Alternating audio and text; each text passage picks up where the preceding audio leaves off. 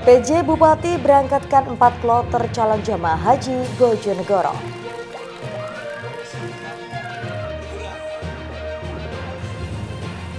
Enam calon jamaah haji asal Tuban gagal berangkat ke Tanah Suci.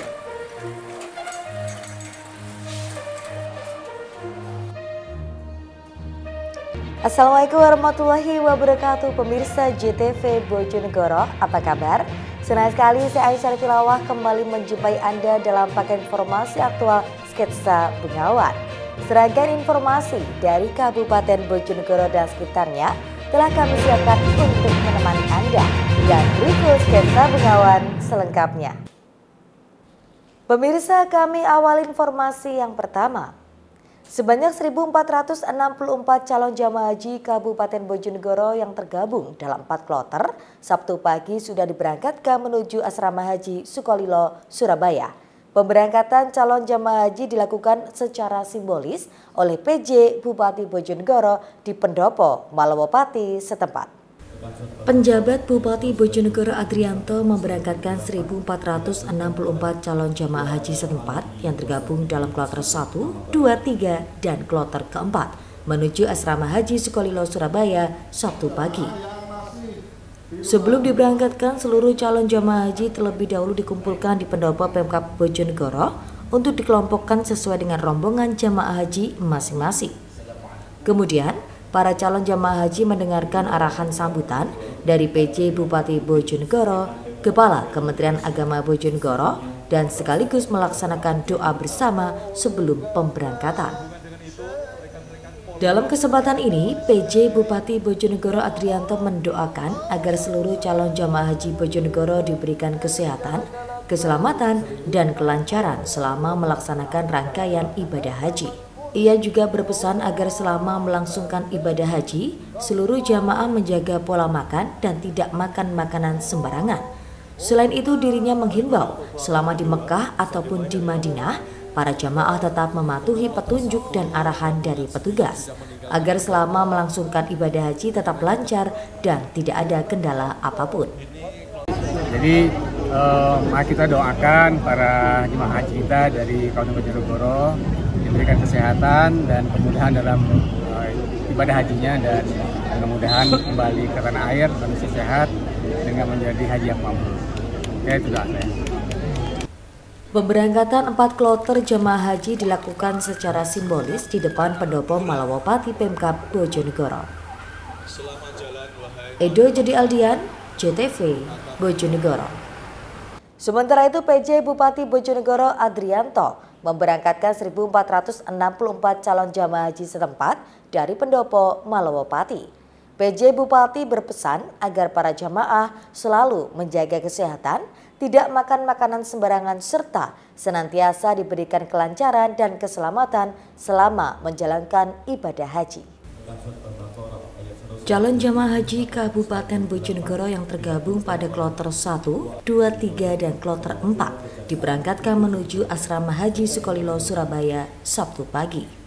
Sebelum diberangkatkan, calon jamaah haji terlebih dahulu dikumpulkan di Pendopo Pemkab Bojonegoro untuk dikelompokkan sesuai dengan rombongan jamaah haji masing-masing. Kemudian para calon jamaah haji mendengar arahan sambutan dari PJ Bupati Bojonegoro, Kepala Kementerian Agama Bojonegoro, dan sekaligus melaksanakan doa bersama sebelum pemberangkatan. Dari total 1.464 calon jamaah haji yang tergabung di 4 kloter ini dibagi menjadi 9 rombongan yang sudah dibagi serta ditentukan sesuai dengan urutan kursi kendaraan bus yang akan mengantar para jamaah. Suasana haru dan isak tangis menyelimuti keluarga pengantar jamaah saat seluruh rombongan calon jamaah haji mulai memasuki armada bus masing-masing yang akan mengantarkan mereka ke Asrama Haji Sukolilo, Surabaya. Kepala Kantor Kementerian Agama Bojonegoro Abdul Wahid mengatakan, selain 1.464 jamaah haji berangkat pada Sabtu ini, sebanyak 80 jamaah dari kloter 6 akan diberangkatkan bersama dengan rombongan dari Kabupaten Lamongan pada hari Minggu. Sementara itu, calon jamaah haji cadangan Kabupaten Bojonegoro sebanyak 60 jamaah akan diberangkatkan sesuai dengan urutan kloter selanjutnya. Mengingat Jawa Timur kloter terakhir hingga mencapai 106 kloter. Untuk pemberangkatan jamaah haji untuk tahun ini jadi sejumlah 1.544 jamaah. Ini dibagi menjadi kloter 1, 2, 3, dan 4 dan sisanya 80 jamaah bergabung dengan kloter 6 dari Lamongan. Dan juga kita berangkatan nanti siang sekitar jam 8 yang dari Lamongan. Untuk CJH cadangan Pak, mungkin cadangan masih sisa 60 dan insya Allah kita nanti tinggal menunggu ada tambahan dari Jakarta, Sisohat, bisanya sudah keluar dari cadangan. Kalau berangkat tahun ini kita berangkatkan. Perkiraan Alhamdulillah kloter 1-2 sudah meninggalkan pendopo Kabupaten Bojonegoro. Kita ikutkan kloter belakangnya terus. Sementara itu, Tasmini, salah satu calon jamaah haji, mengaku senang dan merasa bersyukur bisa berangkat haji tahun ini. Ia mengaku sudah menunggu selama lebih dari 12 tahun. Perasaannya gimana? Ya, rasanya ya senang, bahagia bisa berangkat. Mudah-mudahan aku diberikan sehat walafiat di sana. Ini sudah menunggu berapa lama Bu untuk daftar haji? Daftar haji 2012. 2012. Ya. Ini berangkat haji sendiri atau bersama keluarga atau gimana? Sendiri didampingi anak saya. Siapanya sudah siap Bu untuk yang haji ini, mulai koper semuanya sudah siap ya? Sudah siap semua ini. Keberangkatan 4 kloter jamaah haji Bojonegoro diberangkatkan secara simbolis oleh PJ Bupati Bojonegoro Adrianto, didampingi Sekretaris Daerah Nurul Azizah dan Forkopimda di depan pendopo Malowopati Pemkab Bojonegoro. Edo Jody Aldian, JTV, Bojonegoro.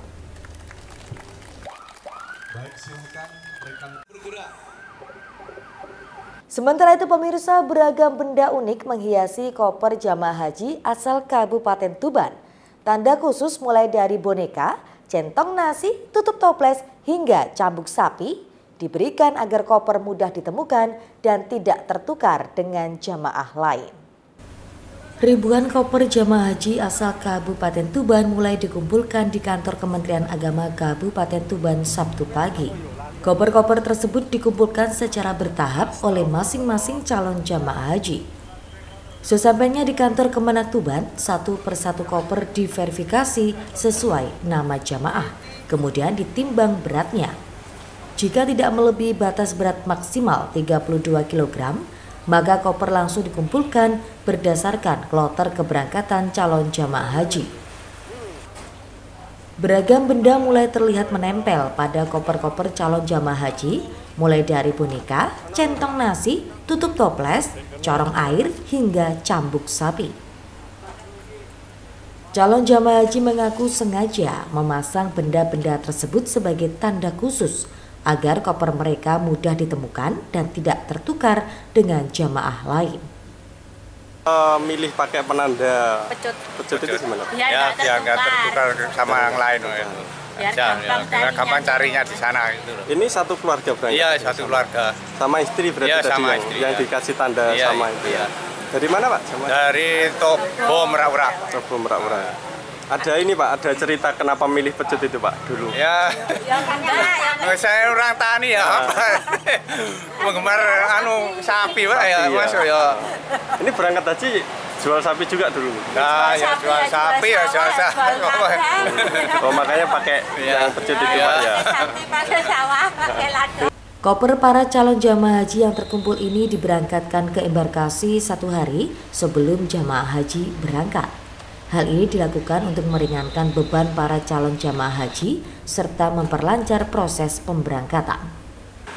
Jamaah haji kita instruksikan untuk yang kloter 11 dan 12 agar mengumpulkan koper yang besar ya untuk kloter 11 dan 12 karena ada kloter 13 dan 14 ya. Untuk yang 13 dan 14 kopernya akan dikumpulkan besok tanggal 12 ya, tanggal 12 dan nanti besok ya tanggal 12 jam 2 koper dengan jumlah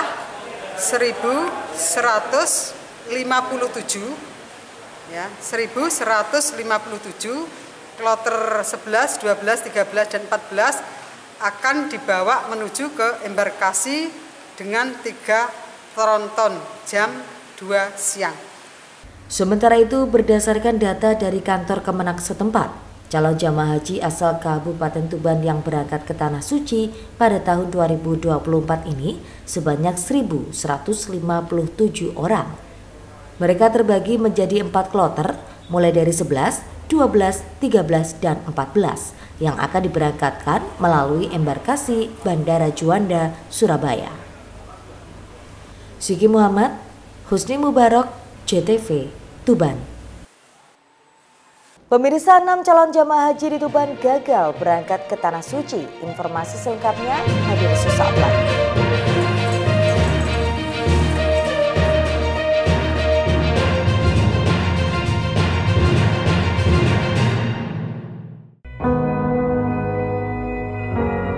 Wes lah Mas, awak dhewe iki ora mungkin iso ngrubah keadaan.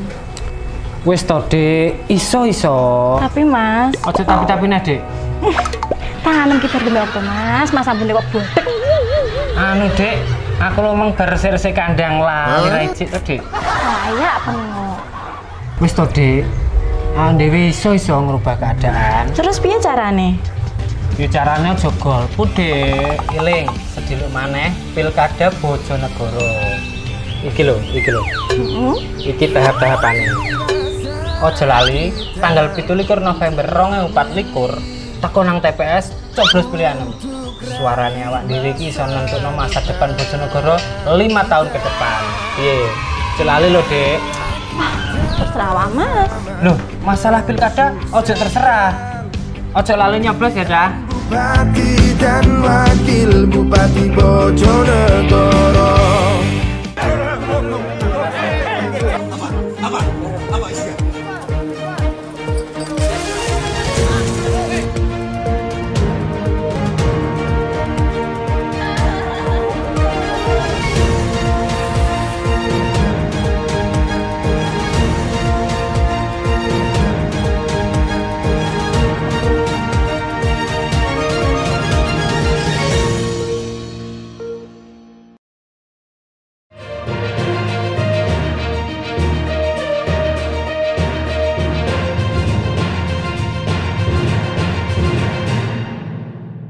Pemirsa, Anda masih di Sketsa Bengawan. Sebanyak 6 calon jamaah haji asal Kabupaten Tuban dinyatakan gagal berangkat di detik-detik terakhir. Mereka terpaksa harus ditinggal lantaran 3 jamaah mengalami sakit dan 3 lainnya terkendala proses pembuatan visa. Dimungkinkan 3 jamaah yang terkendala visa akan diberangkatkan pada kloter lain. Sebanyak 1.157 koper jamaah haji asal Kabupaten Tuban mulai dikumpulkan ke kantor Kementerian Agama Kabupaten Tuban pada hari Sabtu. Jumlah koper berkurang dari jumlah jamaah yang mengikuti manasik lantaran 6 jamaah dinyatakan gagal berangkat pada detik-detik pengumpulan koper.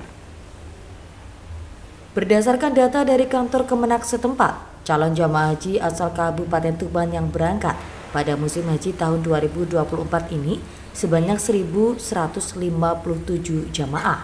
Mereka terbagi menjadi 4 kloter mulai dari 11, 12, 13, dan 14. Seluruhnya akan diberangkatkan melalui embarkasi Bandara Juanda, Surabaya. Sementara itu 6 jamaah haji mendadak dinyatakan gagal berangkat. Mereka harus ditinggal rombongan lantaran beberapa alasan, yaitu 3 jamaah mengalami sakit dan 3 lainnya terkendala proses pembuatan visa. Kepala Kantor Kemenak Tuban, Umi Kulsum mengatakan dari 6 calon jamaah haji yang gagal berangkat, 3 diantaranya kemungkinan masih bisa berangkat ke Tanah Suci bersama kloter lainnya. Saat ini pihaknya masih mengupayakan penyelesaian kendala pembuatan visa ketiga calon jamaah haji tersebut. Sementara 3 calon jamaah haji lain yang tertunda akibat sakit bisa berangkat pada musim haji selanjutnya.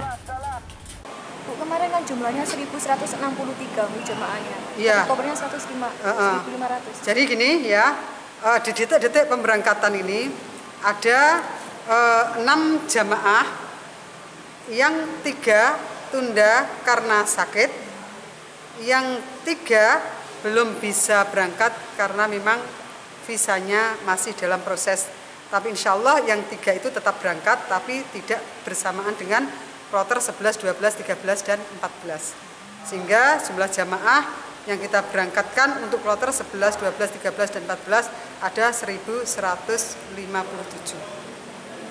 Diketahui jamaah haji asal Kabupaten Tuban akan diberangkatkan dari halaman Pendopo Krido Manunggal pada tanggal 13 Mei siang dan menuju ke embarkasi Surabaya. Sigi Muhammad, Husni Mubarak, JTV, Tuban. Sementara itu pemirsa, seorang penjual pentol asal Kabupaten Bojonegoro ditangkap Satreskrim Polres Lamongan. Pasalnya pria tersebut melakukan penipuan sebesar 167 juta rupiah dengan dalih bisa memasukkan korban menjadi PNS di Pemkab Lamongan. Namun setelah ditagih janjinya, pelaku justru menghilang. Satuan Reserse Kriminal Polres Lamongan langsung menggelandang Andi Setiawan, warga desa Telogo Agung, Kecamatan Kedung Adem, Kabupaten Bojonegoro, ke Mapolres setempat Sabtu siang. Pria 47 tahun yang sehari-hari berjualan pentol ini harus berurusan dengan polisi lantaran diduga melakukan penipuan. Kejadian bermula saat korban bernama Arya Novita, 25 tahun, warga desa Sumber Agung, Kecamatan Modo, Lamongan, berkenalan dengan pelaku pada awal tahun 2023 lalu. Saat itu pelaku menawari korban untuk masuk sebagai ASN di Pemkab Lamongan. Syaratnya korban harus membayar uang sebesar 167 juta rupiah. Untuk meyakinkan korban, pelaku menjamin korban akan langsung masuk sebagai ASN jika uang tersebut telah dilunasi. Korban yang terus dirayu akhirnya tergiur dan membayar uang tersebut. Namun setelah mengikuti seleksi ASN, korban justru tidak lolos. Sementara pelaku melarikan diri dan menghilang. Kejadian ini selanjutnya dilaporkan kepada pihak kepolisian setempat. Hasilnya petugas menangkap pelaku yang sehari-hari berjualan pentol di kawasan Rumah Sakit Umum Bojonegoro. Pak, Bapak sehari-harinya jualan pentol ya Pak? Hah? Jualan pentol? Gimana itu Pak? Rumah Sakit Bojonegoro. Kok bisa sampai seperti itu gimana Pak? Kok sampai melakukan penipuan itu gimana? Dapat ide dari mana? Dapat ide dari mana itu? Ya Mbak. Hah? Sendiri ya? Punya channel? Punya channel tak? Hah? Enggak. Terus korbannya sendiri sampai berapa Pak? Berapa korban yang sudah saya menjanjikan masuk ke PNS itu? Hah? Satu korban. Terus katanya juga melakukan penipuan sertifikat kayak gitu? Ya itu Pak sama orang, sama teman. Sama teman? Bener tapi ya? Iya. Terus untuk apa itu sertifikatnya? Saya itu cuma disuruh cari yang maju gitu. Hingga kini petugas masih terus mengembangkan kasus ini karena diduga pelaku juga melakukan penipuan sertifikat tanah milik warga Babat dan Bojonegoro. Zulkifli Zakaria, JTV, Lamongan. Pemirsa, sejumlah petani di Kabupaten Ngawi mengaku sulit mendapatkan jatah pupuk bersubsidi. Meskipun ada, jumlahnya sangat terbatas. Petani terpaksa harus mengeluarkan biaya mahal untuk membeli pupuk non-subsidi. Memasuki masa tanam padi, sejumlah petani di Kabupaten Ngawi mengaku harus mengeluarkan biaya lebih. Hal ini seiring dengan semakin berkurangnya jatah pupuk bersubsidi dari pemerintah, bahkan tak jarang juga terlambat distribusinya. Agar tetap mendapat hasil maksimal, petani harus membeli pupuk non-subsidi. Seperti untuk pupuk jenis urea, untuk yang bersubsidi sekitar Rp140.000, sedangkan non-subsidi bisa sampai Rp250.000, bahkan bisa lebih. Selisih harga bisa mencapai 80 hingga 100%. Hal ini membuat biaya produksi menjadi lebih tinggi. Selain itu, harga insektisida atau obat antisipasi serangan hama juga cukup mahal. Terlebih pada masa tanam dari peralihan musim hujan ke musim kemarau ini cukup berdampak pada kondisi pH tanah, sehingga tanaman padi rawan terhadap serangan penyakit. semuanya itu tergantung dari ketua kelompok, Mas. Jadi kita petani itu hanya tergantunglah dari ketua kelompok taninya. Sedangkan kalau kita untuk mengantisipasinya pupuk subsidi nggak datang-datang, terpaksa kita pakai non, Mas. Kalau enggak, sisa-sisa yang kemarin itu masih kita sisain buat pupuk hari ini. Berarti telat Pak ya kemarin ya? Telat, hari ini telat. Ya selisihnya hampir 100%, Mas. Kalau urea itu disubsidi itu sekitar 140, kalau non itu bisa 250 lebih. Jelas merugikan petani itu bagi petani. Apalagi harga insek itu sangatlah tinggi. Kadang-kadang harga komoditi gabah itu kadang-kadang juga hampir menurun, Mas, karena di bawah standar. Karena suatu kali kami itu tidak istilahnya itu tidak untung lah. Petani berharap pemerintah dapat lebih memudahkan petani untuk mendapat pupuk bersubsidi. Karena jika harus ke non-subsidi, maka ongkos atau biaya akan lebih tinggi dan petani sulit mendapatkan keuntungan. Hanya dari Rabu itu nggak susah gitu loh, Pak. Rabunya carinya di toko-toko ada gitu loh. Jadi untuk Rabu itu pupuk ini bisa lebih dipermudah ya? Dipermudah. Sejauh ini untuk harga pupuk sendiri seperti apa, Pak? Ya agak mahal, Pak, pupuknya. Itu Wahyu, JTV, Ngawi. Informasi mengenai ternak larva lalat, pemuda di Tuban raup cuan jutaan rupiah per bulannya, akan kami hadirkan usai jeda pariwara.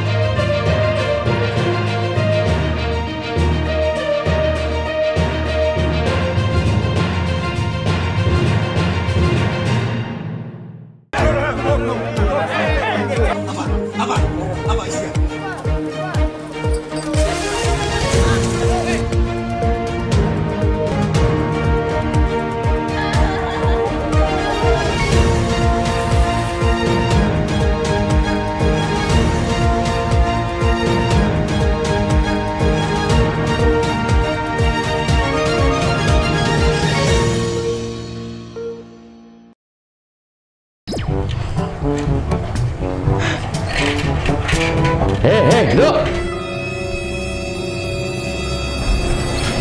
Bapak ki wis bolak-balik ngendari awakmu to. Aja cedak-cedak karo bocah cok iki. Dek iki ora padha karo awake dhewe, Nduk.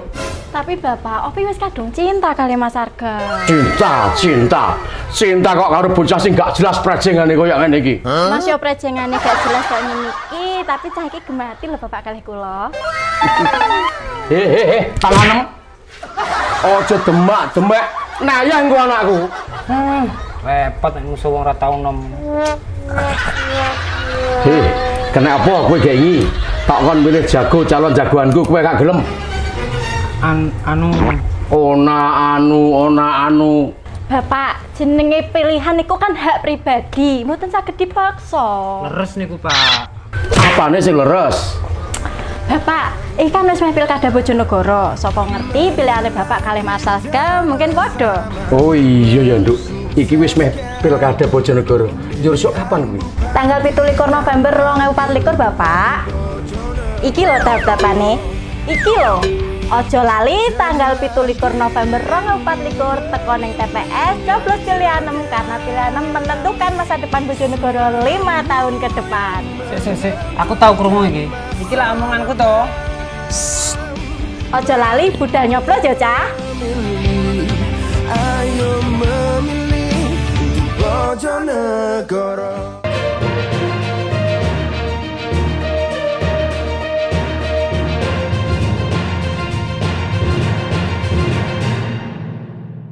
Pemirsa, Anda masih di Sketsa Bengawan. Seorang pemuda di Kabupaten Tuban mampu menghasilkan pundi-pundi cuan dari ternak larva lalat atau maggot. Selain dimanfaatkan untuk mengurai sampah organik, larva dari jenis lalat black soldier fly ini juga laku dijual sebagai pakan lele. Bahkan 1 kilo maggot laku terjual dengan harga Rp8.000. Usaha unik digeluti oleh Ahmad Abdul Hamid, warga Desa Plumpang, Kecamatan Plumpang, Kabupaten Tuban. Pemuda 36 tahun ini menggeluti usaha ternak maggot atau larva lalat.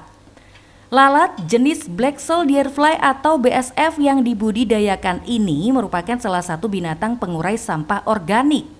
Hal ini memudahkan Hamid yang berprofesi sebagai tukang sampah di desa setempat untuk mengurai sampah yang ia kelola. Usaha ternak maggot ini sudah digeluti Hamid sejak tahun 2020 lalu. Berawal dari profesi sebagai tukang sampah, Hamid setiap harinya mengambil sampah rumah tangga untuk dikumpulkan di tempat pembuangan akhir. Kemudian dirinya berinisiatif untuk beternak maggot sebagai pengurai sampah organik. Setiap hari, Hamid mengumpulkan telur lalat Black Soldier Fly yang ia ternak di kandang miliknya. Kemudian, telur lalat itu dikumpulkan di tempat pembuangan sementara untuk mengurai sampah organik. Tanpa disadari, hal itu mendatangkan cuan tambahan baginya. Dibantu 7 karyawannya, ayah satu anak ini kini mampu menjual hingga 30 kg maggot setiap harinya. Setiap 1 kilo maggot dijual seharga Rp8.000. Biasanya warga membeli maggot sebagai pakan lele. Selain lebih murah, maggot dipercaya kaya akan protein. Bahkan dari hasil penjualan maggot dan sampah plastik yang dikumpulkan, Ahmad Abdul Hamid mampu mendapatkan uang hingga Rp20 juta setiap bulannya. Awalnya itu dari kita peduli lingkungan, jadi kita tidak sengaja kalau mau ternak maggot juga nggak sengaja. Kita hanya mengumpulkan sampah dari warga, lalu kita kumpulkan di sini, di TPS ini dipilah-pilah, lalu kita budidaya maggot itu. Kenapa kok budidaya maggot? Karena maggot itu kan pengurai sampah terbaik saat ini. Seperti itu. Mas, ini hasilnya maggot per hari berapa, Mas? Untuk rata-rata itu biasanya ada yang 26, kayak kemarin 26 kilo, kemarinnya itu 40, 42, jadi rata-rata ya 30 kilo per hari lah. Itu jualnya berapa? Jualnya itu, harga jualnya itu di kami Rp8.000 per kilo. Itu untuk apa itu, Mas? Untuk pakan lele, Pak. Karena kalau kita jual ke peternak bebek itu harga purnya itu kan sekitar 7.000 sampai 8.000, jadi alternatifnya bukan maggot. Kalau lele kan purnya itu kan 12.500. Selain menjual maggot, Hamid juga menjual maggot bekas, telur lalat BSF dan rongsokan. Bagaimana? Apakah Anda tertarik mencoba peruntungan beternak maggot? Ziki Muhammad, Husni Mubarok, JTV Tuban. Sementara itu pemirsa, sebanyak 387 calon jamaah haji asal Kabupaten Ngawi akan berangkat ke Tanah Suci pada musim haji tahun 2024 ini. Dari ratusan calon haji tersebut, terdapat jamaah haji tertua yang mengaku telah menabung sejak tahun 1975 dengan menyisihkan hasil jualan telur. Kamsinah, 89 tahun, warga Jalan Ahmad Yani, Gang Glati, Desa Beran, Kecamatan Kabupaten Ngawi, menjadi jamaah haji tertua yang akan berangkat ke Tanah Suci tahun 2024 ini. Di rumahnya yang sederhana, Kamsinah hidup seorang diri, sedangkan kedua anaknya sudah berkeluarga dan memiliki rumah sendiri. Kamsinah sendiri mengaku niat ingin berangkat haji sudah lama. Ia berjualan telur sejak tahun 1975 dan menyisihkan uang hasil jualan mulai dari Rp1.000 hingga Rp2.000. Dari hasil itu sebagian bisa digunakan untuk membangun rumah dan mendaftar haji sejak tahun 2013 lalu. Suami Kamsinah juga telah meninggal dunia sejak anak kedua baru berusia 1 tahun. Tekad Kamsinah untuk berhaji sangat kuat. Setelah menunggu 11 tahun akhirnya bisa berangkat ke Tanah Suci tahun ini. Ia sendiri mengaku sebenarnya berangkat pada tahun 2023 kemarin. Namun saat itu sakit dan tidak bisa berangkat sehingga tertunda dan sedianya dijadwalkan di tahun 2026. Karena tahun ini ada prioritas calon haji untuk lansia, maka ia masuk dan dipastikan berangkat tahun ini. 2013. Nanti berangkat sama siapa aja, Bu, keluarga? Dari sini? Iya. Ya, sendirian. Cuma sendiri? Ada keluarga yang ikut dampingi, mboten? Enggak ada. Oh, enggak ada. Tapi ada, tapi jauh. Itu dekatnya SMA. Dekat itu. Kalau di rumah ini sama siapa? Ya, sendirian. Oh, sendirian. Suami? Sudah meninggal. Anak-anak, Bu? Anak dua. Dua itu yang satu di Geneng, yang satu di Wonosobo. Wonosobo. Sudah keluarga semua? Sudah. Tapi nanti tidak ada anak-anak yang ikut, Bu? Yang ikut dampingi, nggak ada ya? Nggak ada. Ya ngantar ke kabupaten aja. Oh gitu.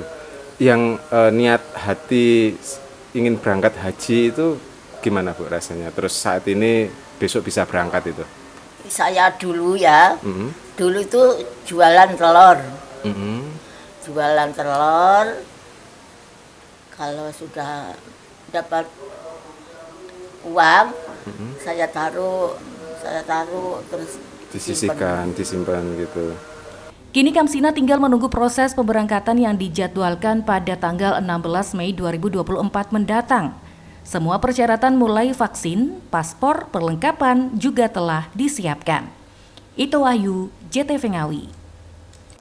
Pemirsa, berakhir sudah kebersamaan kita dalam sketsa Bengawan edisi kali ini. Jangan lupa follow akun sosial media kami sebagai berikut. Dan akhirnya mewakili kerabat kerja yang bertugas, saya pamit undur diri. Terima kasih dan sampai jumpa. Wassalamualaikum warahmatullahi wabarakatuh. Salam JTV Bojonegoro.